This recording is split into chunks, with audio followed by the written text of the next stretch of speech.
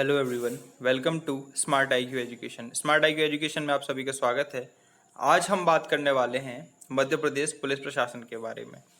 Madhya Pradesh police प्रशासन के बारे में हम सारी चीज़ें जानेंगे कि पुलिस व्यवस्था कैसी है मध्य प्रदेश में, कैसे इसकी शुरुआत हुई, कौन कौन से पद सृजित हुए, तो इन सब की चर्चा करने वाले हैं। तो चलिए शुरू करते हैं। पहले तो आपको ये जानना आवश्यक है कि पुलिस व्यवस्था किसी भी राज्य की एक राज्य सूची का विषय होता है। जैसा कि आप सभी को पता होगा, हमारे संविधान में 3 प्रकार की सूचियां हैं: संघ सूची, राज्य सूची और एक समवर्ती सूची है। अब संविधान में ये जो सूचियां हैं ये बताती हैं कि संघ मतलब सेंट्रल जो गवर्नमेंट होती है वो संघ सूची के विषयों पर नियम बनाती है, राज्य सूची के विषयों पर कोई भी स्टेट नियम बनाता है, और समवर्ती सूची के विषयों पर दोनों स्टेट तथा सेंट्रल दोनों सरकारें नियम बना सकती हैं। अब संघ सूची में आप एग्जाम्पल के लिए देख सकते हैं कि संघ सूची में रक्षा जो विभाग है वो आपका संघ सूची में आता है। आपका जो विदेश विभाग है वो भी संघ सूची में आता है। फिर आपका चाहे कोयला मंत्रालय हो, वो ये सब जो मंत्रालय होते हैं जिस पर सेंट्रल गवर्नमेंट बनाती है रूल्स, वो आते हैं संघ सूची में। राज्य सूची में आपका शिक्षा आता है, स्वास्थ्य आता है, ठीक है, और पशुपालन वगैरह आता है। तो ये सब जो विभाग होते हैं इन पर जो नियम बनाते हैं वो स्टेट गवर्नमेंट बनाती है। तो आप सभी को पता होना चाहिए पहली बात तो ये कि पुलिस व्यवस्था जो है एक राज्य सूची का विषय है। जितनी पैरामिलिट्री फोर्सेस होती हैं वो ऑफ कोर्स आपके सेंट्रल गवर्नमेंट के अधीन होती हैं, लेकिन पुलिस व्यवस्था राज्य के अधीन होती है। अब बात करेंगे मध्य प्रदेश में। मध्य प्रदेश के में अगर बात करें तो 1947 में आज़ाद होने के बाद मध्य प्रदेश का हिस्सा जो कि मध्य भारत के नाम से जाना जाता था, मध्य भारत वही हिस्सा है जो अधिकतम वर्तमान मध्य प्रदेश है।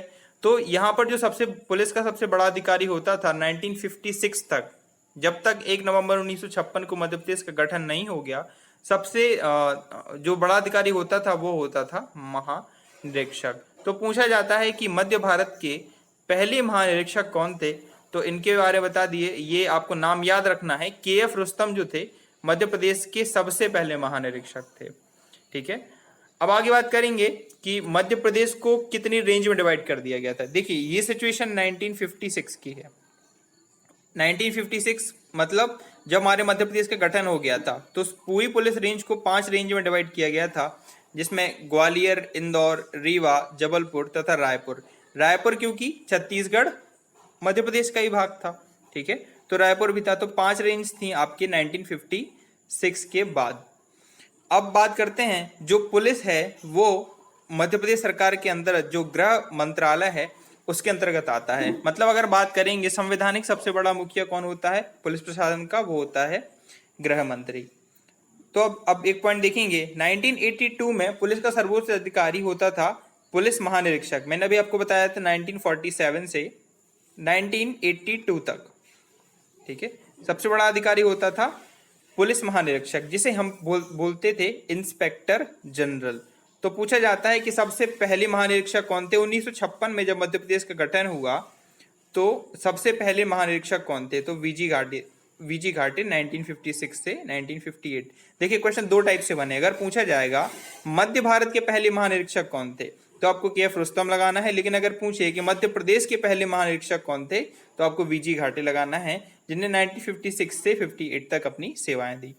अब 1982 में पुलिस महानिदेशक का पद सृजित किया गया, जिसे हम डायरेक्टर जनरल ऑफ पुलिस कहते हैं, शॉर्ट में DGP कहते हैं। तो DGP का जब पद का सृजन हुआ तो उसमें सबसे पहले जो DGP बने वो थे VP दुबे, जो 1982 से 1983 तक रहे। अच्छा, ध्यान देने वाली बात यहाँ है कि अंतिम महानिरीक्षक और प्रथम महानिदेशक, अंतिम महानिरीक्षक और प्रथम महानिदेशक BP दुबे थे। ये महानिरीक्षक थे, फिर इनको DGP एक नई रैंक बनाकर DGP की रैंक में पदभार दे दिया गया। अब बात करेंगे वर्तमान DGP कौन है मध्य प्रदेश के, तो VK जौहरी साहब हैं। ये आपने सुना होगा, पैरामिलिट्री फोर्स है हमारी BSF, जो कि हमारी पाकिस्तान और बांग्लादेश बॉर्डर पर रक्षा करती है। तो ये BSF के प्रमुख हुआ करते थे। अभी ये वर्तमान में मध्य प्रदेश पुलिस के DGP हैं। तो आपको इतनी चीजें आपको यहाँ से याद रखनी है। आगे चलते हैं। देखिए मैंने आपको रैंक वाइज जो भी पोस्ट है वो लिखती है। तो अभी हम देखेंगे सबसे बड़ी पोस्ट कौन सी होती है। सबसे बड़ी post of course director general of police होती है। इसके बाद एक पोस्ट यहाँ पर नहीं लिखी है, assistant director general of police, ठीक है। जिसे एडीजी कहते हैं, शॉर्ट में एडीजी कह सकते हैं आप, assistant director general of police. अब उसके बाद आता है इंस्पेक्टर जनरल ऑफ पुलिस, जिसे हम शॉर्ट में आईजी कहते हैं। अब आपने एक चीज जरूर पढ़ी होगी कि कितने आईजी रेंज है मध्य प्रदेश में। तो देखिए मध्य प्रदेश में 11 आईजी रेंज हैं, और अगर आप उनके नाम याद करना चाहें तो आसानी से याद कर सकते हैं। देखिए मैं बताता हूँ, जो 10 संभाग हैं, आप उन 10 संभाग को 10 रेंज मान लीजिए, और जो एक 11वां रेंज है वो है बालाघाट जिले की रेंज। बालाघाट जिले को किसी भी संभाग की रेंज से अलग रखा गया है, क्योंकि बालाघाट एक नक्सल प्रभावित जिला है, ठीक है, क्योंकि छत्तीसगढ़ आपका अधिकतम नक्सल प्रभावित है तथा बालाघाट भी नक्सल से प्रभावित है, इसलिए इसकी रेंज अलग रखी गई है। That's why inspector general of या आईजी की जो जोन है वो आपके 11 जोन है। उसके बाद आती है एक post deputy inspector general of India of police, जिसे हम डीआईजी कहते हैं। तो आपकी डीआईजी कितनी है? 15 है, ये आपको याद रखनी है। आईजी 11, डीआईजी 15, ठीक है। उसके बाद आती है post assistant inspector general of India की, ऑफ पुलिस की। फिर सुपीरियंटेंडेंट ऑफ पुलिस, एसपी कहते हैं जिसे हम। इसके बाद बात करेंगे एडिशनल सुपीरियंटेंडेंट ऑफ पुलिस, जिसे हम एएसपी कहते हैं। उसके नीचे डिप्टी सुपीरियंटेंडेंट ऑफ पुलिस, जिसे डीएसपी कहते हैं, जो आपकी पीएससी से मिलती है। उसके बाद आती है 3 स्टार वाली पोस्ट इंस्पेक्टर ऑफ पुलिस, जिसे हम शॉर्ट में टीआई कहते हैं या टाउन इंस्पेक्टर कहते हैं। ये 3 स्टार की पोस्ट होती है। फिर आप सभी जानते होंगे सब इंस्पेक्टर ऑफ पुलिस, इसमें 2 स्टार की पोस्ट होती है। फिर assistant sub inspector of police, इसमें 1 स्टार की जॉब होती है। और फिर आते हैं हेड कांस्टेबल, और फिर आते हैं कांस्टेबल। तो ये आपको क्रम याद रखना है, या फिर ये क्रम आपको पता होना चाहिए, ठीक है। चलिए अब बात करते हैं मध्य प्रदेश में पुलिस प्रशासन की। पुलिस प्रशासन की बात करेंगे तो आपको मालूम है मध्य प्रदेश में 52 जिले हैं, तो 52 पुलिस जिले हैं। लेकिन कंट्रोल रूम कितने हैं? कंट्रोल रूम की संख्या 53 है, अलग से याद रखना है। पुलिस अनुभागों की बात करेंगे तो 184 अनुभाग हैं, और थानों की बात करेंगे तो 1061। देखिए ये जो डेटा है ये 2018 तक का अपडेटेड है, और किन्हीं भी बुक्स में आपको कहीं भी 2018 तक का ही मिलेगा। तो क्वेश्चन अगर आता है तो आपको यही आंसर चूज करना है। अब 557 आपकी पुलिस चौकियां हैं। टोटल 26 पुलिस बटालियन है और 106 होमगार्ड कंपनी है, ठीक है। अब आपको ये वर्ड आपने सुना होगा कई बार, हो सकता है कई लोगों को क्लियर ना हो, तो मैं बता देता हूँ। होमगार्ड पुलिस का ही एक भाग होता है, लेकिन थोड़ा सा भिन्न होता है। होमगार्ड की जॉब आपकी जब जरूरत पड़ती है तब होमगार्ड की जॉब या फिर इसकी रिक्रूटमेंट की जाती है, लेकिन इनको दिन के हिसाब से, जो पुलिस जैसे कांस्टेबल होते हैं उनको हर महीने के हिसाब से सैलरी मिलती है, लेकिन जो होमगार्ड के जवान होते हैं उन्हें दिन के हिसाब से सैलरी दी जाती है, ठीक है। और इनकी जॉब बहुत परमानेंट नहीं होती है, ठीक है, इन्हें आवश्यकता पड़ने पर रिक्रूट किया जाता है। चलिए अब बात करेंगे जेल विभाग की। तो देखिए जेल विभाग पुलिस विभाग से बिल्कुल पृथक है। ऐसा नहीं होता है कि दोनों वर्दी पहनते हैं एक जैसे लगते हैं तो एक साथ है, बल्कि दोनों विभाग अलग हैं। जेल विभाग का काम होता है कि कैदियों को रखना, ठीक है। अब मध्य प्रदेश में टोटल 131 जेल है, जिसमें 2 सेंट्रल जेल, केंद्रीय जेल, 41 जिला जेल, 72 उप जेल तथा 6 खुली जेल हैं, ठीक है। अब यहाँ जिक्र है खुली जेल का। आपने खुली जेल थंबनेल पर ही देखा होगा, तो मैं बता देता हूँ कि खुली जेल होती क्या है। खुली जेल ऐसी नहीं होती है कि कोई भी ग्राउंड है वो खुला हुआ है और वहाँ कैदियों को रखा जाता है।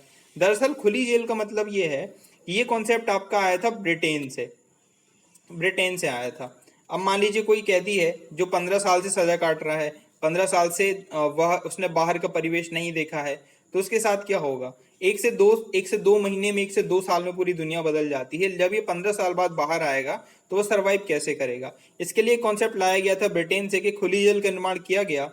इसमें व्यक्ति को अपने सजा के आखिरी दिनों में, आखिरी 1 से 2 साल में उसका आचरण देख के उसे एक जेल में रखा जाता है, जिसमें वह दिन में काम पे जा सकता है तथा रात को वापस आ सकता है। कई बार ये कैदी दिन में अपनी फैमिली के साथ भी रह सकते हैं, ठीक है। तो इस कॉन्सेप्ट को ब्रिटेन से लिया गया। इसके बाद इसकी शुरुआत भारत में मुंबई में की गई, लेकिन मुंबई में ये फेल रहा, और मुंबई के बाद इसकी शुरुआत हुई यूपी में, और आज सर्वाधिक जो खुली जेल है वो राजस्थान में है, फिर उसके बाद यूपी में है, और फिर एमपी में है। अब तो बहुत सारी जिला जेल हो गई हैं। जो सबसे पहली खुली जेल थी वो पन्ना जिले में खुली थी। 1905 के लगभग पन्ना जिले में इसकी शुरुआत हुई थी, लेकिन इसको बंद कर दिया गया।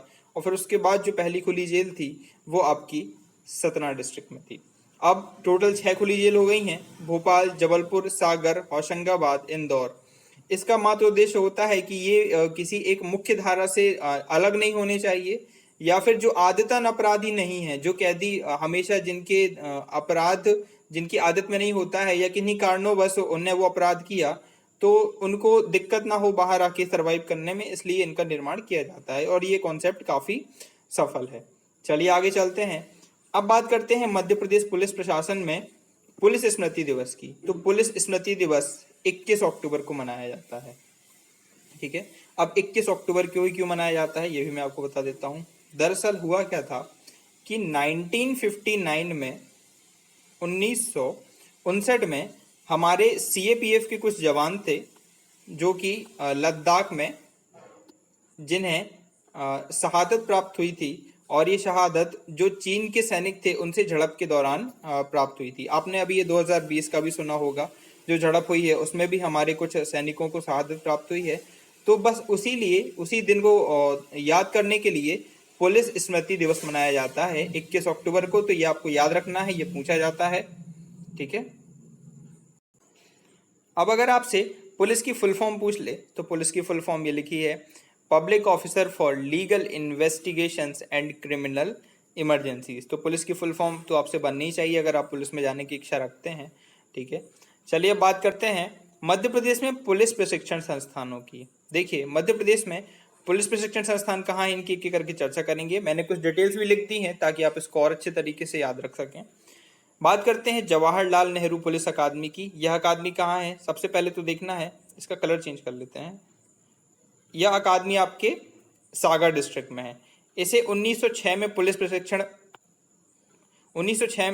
प्रशिक्षण विद्यालय के रूप में स्थापित किया गया था। 1936 में इसे पुलिस महाविद्यालय एवं 1986 में अकादमी का दर्जा प्रदान किया गया। यहाँ ट्रेनिंग किसकी किसकी होती है, यहाँ ट्रेनिंग होती है आपके जो उप निरीक्षक होते हैं, एसआई होते हैं, और जो कांस्टेबल वगैरह चयनित होते हैं उनकी ट्रेनिंग की जाती है सागर में, जवाहरलाल नेहरू पुलिस अकादमी सागर। अब रुस्तम जी सशस्त्र पुलिस महाविद्यालय ये कहाँ है, तो ये आपके इंदौर डिस्ट्रिक्ट में है। 1980 में इसकी स्थापना की गई थी तथा 1988 में इसे महाविद्यालय का दर्जा प्रदान किया गया। अब मैंने बताया था कि के.एफ. रुस्तम आपके कौन थे, पहले पुलिस महानिरीक्षक थे मध्य भारत के, तो उन्हीं की स्मृति में रखा गया है। और यहाँ पर एसआई, प्लाटून कमांडर और जो कांस्टेबल या हेड कांस्टेबल में चयनित होते हैं या एएसआई में चयनित होते हैं, तो उनके लिए ट्रेनिंग देने का काम किया जाता है। आगे चलेंगे, मध्य प्रदेश राज्य पुलिस अकादमी, इसकी स्थापना 2013 में भोपाल में की गई थी। इसमें भी एसआई और कांस्टेबल की ट्रेनिंग की जाती है। ठीक है, चलिए अब अन्य प्रशिक्षण संस्थान देख लेते हैं। प्लाटून कमांडर की ट्रेनिंग कहाँ कहाँ होती है, आपके जबलपुर तथा इंदौर में होती है। जो जिला बल में कांस्टेबल वगैरह चयनित होते हैं उनकी ट्रेनिंग होती है तिगरा, ग्वालियर, उमरिया, इंदौर, रीवा, पचमढ़ी, उज्जैन, ये जगह आपको याद रखनी है। फिर यातायात प्रशिक्षण संस्थान कहाँ है, तो ये आपका भोपाल में है, जो कि ट्रैफिक कंट्रोल वाले होते हैं, उनकी भोपाल में ट्रेनिंग होती है। अपराध अनुसंधान प्रशिक्षण कहाँ है, ये सागर में है। स्वान प्रशिक्षण केंद्र कहाँ है, अब देखिए जो स्वान प्रशिक्षण केंद्र है इसका मतलब होता है जो पुलिस में खोजी कुत्ते होते हैं या फिर जो स्वान होते हैं उनके प्रशिक्षण देने का काम भदभदा भोपाल में किया जाता है। ठीक है, तो ये आपको याद रखना है। और वाहन कर्मचारी प्रशिक्षण ये आपका रीवा में है। ये चीजें आपको याद रखनी है। आगे चलते हैं, कुछ विशिष्ट बिंदुओं की चर्चा करेंगे। देखिए मध्य प्रदेश पुलिस का ध्येय वाक्य क्या है, तो ये आप सभी को पता होगा, देशभक्ति जनसेवा मध्य प्रदेश पुलिस का ध्येय वाक्य है। मध्य प्रदेश की प्रथम महिला आईपीएस कौन थी, तो आशा गोपालन थी। अपराध ब्यूरो का गठन 1983 में किया गया था। और भोपाल में मध्य प्रदेश का प्रथम मेट्रो थाना हबीबगंज है। बहुत इंपॉर्टेंट है कि प्रथम मेट्रो थाना कौन सा है, तो हबीबगंज है। नेक्स्ट बात करेंगे, मध्य प्रदेश में प्रथम आईएसओ प्रमाणित थाना, तो ये आपका देवास का जो थाना है वो पहला आईएसओ प्रमाणित थाना है। 1960 में केंद्रीय अन्वेषण ब्यूरो, जिसे हम सीबीआई कहते हैं, इसकी स्थापना की गई थी कहाँ पे, भोपाल में। 2019 में महिला पुलिस ट्रेनिंग सेंटर खुल गया है, ये कहाँ खुला है, छिंदवाड़ा डिस्ट्रिक्ट में। ठीक है, तो ये भी याद रखना है। और सबसे पहले डायल 100 की शुरुआत, जो डायल 100 चलती है उसकी शुरुआत मध्य प्रदेश में 2015 में हुई थी।